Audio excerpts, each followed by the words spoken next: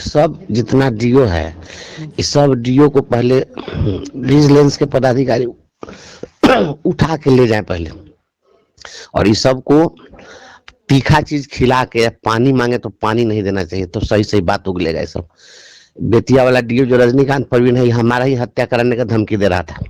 हत्या कराने की धमकी दी गई थी आपको? हाँ हाँ, हमारा जिलाध्यक्ष जब गया मिलने के लिए तो कहा कि हम दक्षिण बिहार के हैं, हम जातिगत शब्द बोला, कहा कि हम 6 इंची छोट कर देंगे हमारे बारे में, इकाई बोला है लाइव सिटीज पर। और ये जो है मानव सेवा संस्थान की मानव विकास समिति, इसकी सेवा समिति ऐसे एक ट्रस्ट बनाए हुए हैं। इस ट्रस्ट के नाम पर यह बेतिया के बैरिया में कहीं जांच करे प्रशासन, वहां पर 13 एकड़ जमीन एक साथ खरीदा है।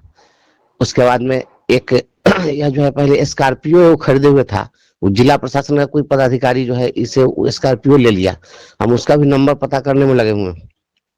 लेकिन आज तो विजिलेंस की बड़ी कार्रवाई देखने को मिली है, कई ठिकानों पर छापेमारी चल रही है बेतिया डीईओ के।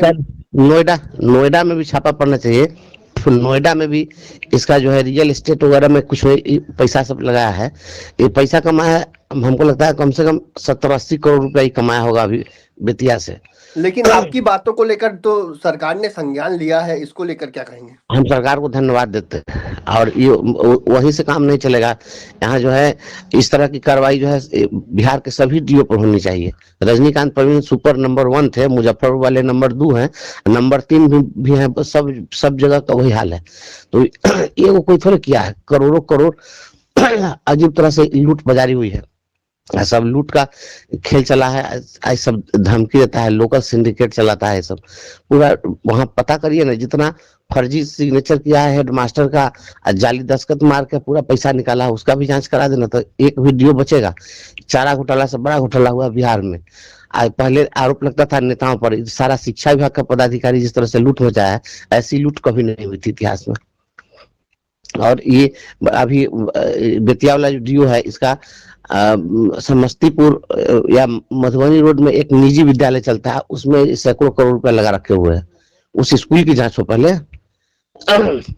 ये ट्रस्ट हाँ, बेतिया में पत्नी को, साला को, सलहज को, कई रिश्तेदारों को इसने शिक्षक के पद पर गलत ढंग से बहाल किया है, उसकी भी जांच करे। तो पूरा इनका तो कारनामा बोल रहा है, वहां तो एक से कारनामा है। किसी कोई व्यक्ति लगाता था वहां, एक बार तो कई विधायक लोग भी वहां पर इसके खिलाफ में लोग लिखा पढ़ी किए, लेकिन कोई नहीं सुना। तो मैं धन्यवाद देता हूं माननीय मुख्यमंत्री जी को कि हमने बात उठाई और कार्रवाई की गई है। और शिक्षा विभाग को इन लोगों ने, शिक्षकों को जिस तरीके से बंदर को मदारी डंडे से हरकाता है और नचाता है, उसी तरीके से शिक्षकों को डंडे के बल पर नचा करके और इसकी आड़ में बहुत बड़ा घोटाला करने का जो काम किया जा रहा है, और विरोध करने पर सख्त कार्रवाई की जा रही है, एफआईआर किया जा रहा है और डिसमिस किया जा रहा है। इसी का पर्दाफाश करने के लिए हमने प्रेस कॉन्फ्रेंस बुलाया है। और हम आपको बताना चाहते हैं कि पूरे राज्य के अंदर पिछले दिनों जो पैसे आए हैं शिक्षा विभाग में, और इसका किस तरह से बंदर बांट हो रहा है और कितना घोटाला हो रहा है। 900 करोड़ रुपया केवल आया है बेंच डेस्क के खरीद के लिए, और इसके लिए पटना से ही इन्होंने एजेंसी तय की थी। 70 एजेंसियों का चयन किया गया पटना से।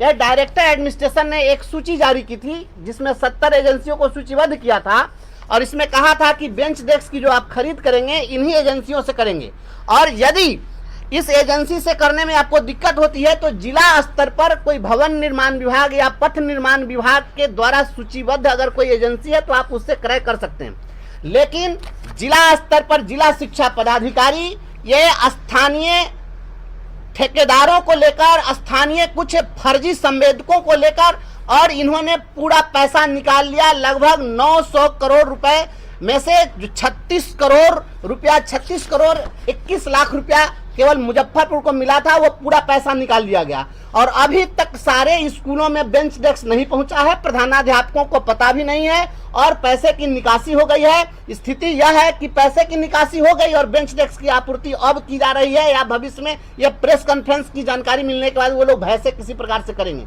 साक्ष्य मिटाने का प्रयास किया जाएगा। और जो बेंच डेस्क मार्केट में 2000 रुपए में उपलब्ध है उसका 5000 का बिल वाउचर बना करके निकाला जा रहा है। लगभग 1/3 का काम हो रहा है और 2/3 लुटाया जा रहा है। या इस प्रकार से लगभग 500 करोड़ का घोटाला है केवल बेंच डेस्क में। और उसके बाद आपको बता दें, सारे स्कूलों में एक अभियान चलाया गया कि समरसिबल करवाया जाएगा।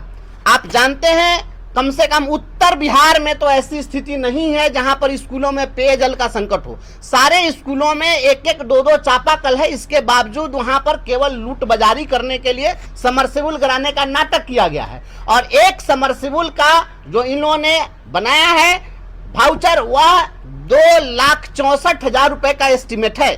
और 2,64,000 रुपए में जो कुछ भी काम किया जाना है, एक भी, मैं चुनौती के साथ कहता हूं आदरणीय के पाठक जी, आपको अगर आईना दिखाने पर आप कार्रवाई करते हैं और डर दिखाते हैं तो ये आईना आपके लिए अच्छा है। इस चेहरे में आप अपनी सूरत को देख लीजिए, आपको पता चल जाएगा हकीकत क्या है। आईना तोड़ने से कुछ नहीं होने वाला है। एक भी समरसिबल पूरे मुजफ्फरपुर में जाकर के आप जांच कर लीजिए, जहां आपके मापदंड के अनुसार काम हुआ हो तो आप हमें जो सजा दीजिएगा हमें मंजूर है। लेकिन 2,64,000 का बिल बनाकर के 60 से 70,000 का काम किया जा रहा है और पैसा लुटवाया जा रहा है। और आप कहेंगे कि नहीं, आप नहीं बोलिए और आप पर कार्रवाई कर दी जाएगी, तो आपके इस कार्रवाई से हम डरने वाले नहीं।